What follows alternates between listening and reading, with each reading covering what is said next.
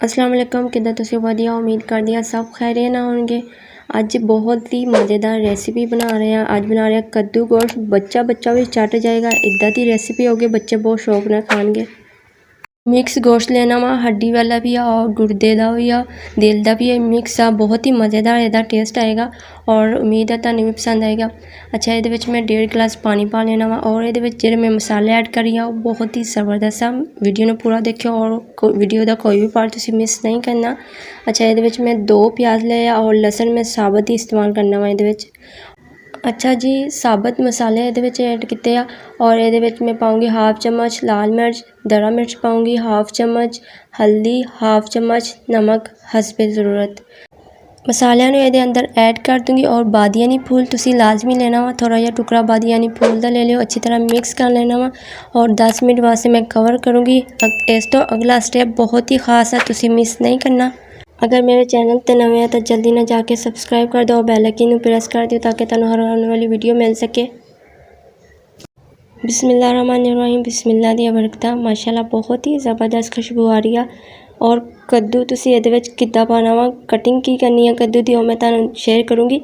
अच्छा जी, आ देख लो कद्दू नूं तुसी कद्दूकश करके पाना वा और इहदे अंदर मैं पा रही हूँ 2 टमाटर। बिस्मिल्लाहिर्रहमानिर्रहीम, बिस्मिल्लाह दी बरकत। 1 कप मैं इहदे विच घी दा इस्तेमाल करूँगी। कद्दू ते बच्चे बिल्कुल भी नहीं खाते, उन्होंने ज़रा भी नहीं पसंद। कद्दू खाना चाहिए वा और बच्चों भी खिलाना चाहिए वा। बहुत ही आसान तरीका वा, बच्चों तो पता भी नहीं लगना ये कद्दू तुसी पाया वा और गोश्त कद्दू तो बहुत ही मज़े नाल चट कर जाना वा उन्होंने। उम्मीद है तुहानू भी पसंद आएगी। मेरे चैनल को सब्सक्राइब भी कर दियो। अच्छा जी, 15 मिनट हो चुके हैं। 15 मिनट वास्ते मैं बिल्कुल हल्की अग ते रखिया हुआ सी और गोश्त भी अच्छी तरह गल गया वा और बहुत ही मज़े की खुशबू आ रही है। ये मैं पा रही हूँ 1 चम्मच अदरक का। अदरक हमेशा उदों इस्तेमाल करा कर जो तुसी बुनाई करनी होंदी है और इसका टेस्ट बहुत ही मज़ेदार आता वा। एक ही दफ़ा सारा कुछ पा के नहीं रखना चाहिए और अदरक इसका अलग अलग टेस्ट होंदा हर चीज़ का। अच्छी तरह बुनाई कर लेनी है। बहुत ही मज़ेदार खुशबू आ रही है माशाल्लाह, बहुत ही ज़बरदस्त। कद्दू तो बिल्कुल भी नज़र नहीं आ रहा, पता नहीं लगता कि कद्दू पाया भी है कि नहीं।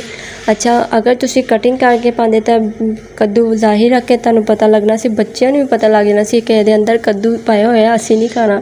अच्छा, ये मैं साबत मिर्चा पाऊँगी, कट लगा के पाया वा। हरिया मिर्चा मैं कट लगा लिया सी और बहुत ही मज़ेदार जायका आएगा इसका भी। खाना हमेशा दिल लगा के पकाया करो और तुहानू टेस्ट भी माशाल्लाह बहुत ही ज़बरदस्त मिलेगा। अच्छी तरह बुनाई करनी है, बुनाई हमेशा अच्छी तरह ही करनी चाहिए वरना तुहानू टेस्ट नहीं मिलेगा इसका।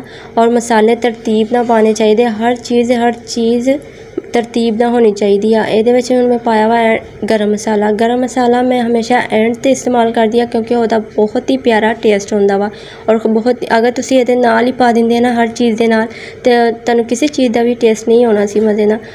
कद्दू गोश्त रेडी हो चुका वा और मेरे चैनल में भी सब्सक्राइब कर दो, नाल ही बेल आइकन का बटन प्रेस कर दियो ताकि तुहानू हर आने वाली वीडियो मिल सके। मेरे चैनल को सब्सक्राइब करना ना भूलियो। अपना बहुत सारा ख्याल रखियो। माशाल्लाह कद्दू गोश्त बहुत ही मज़ेदार आ और बहुत ही चस्केदार रेसिपी तुहानू शेयर कर दी है। मैनू कमेंट करके लाजमी दसियो तुहानू मेरी रेसिपी किद्दां दी लगी और मेरी रेसिपी नू अपने प्यारे ते शेयर भी कर दिया करो। अपना बहुत सारा ख्याल रखियो। असी फिर मिलांगे नवे चस्के दे नाल, नवी रेसिपी दे नाल। ओके, अल्लाह हाफिज़।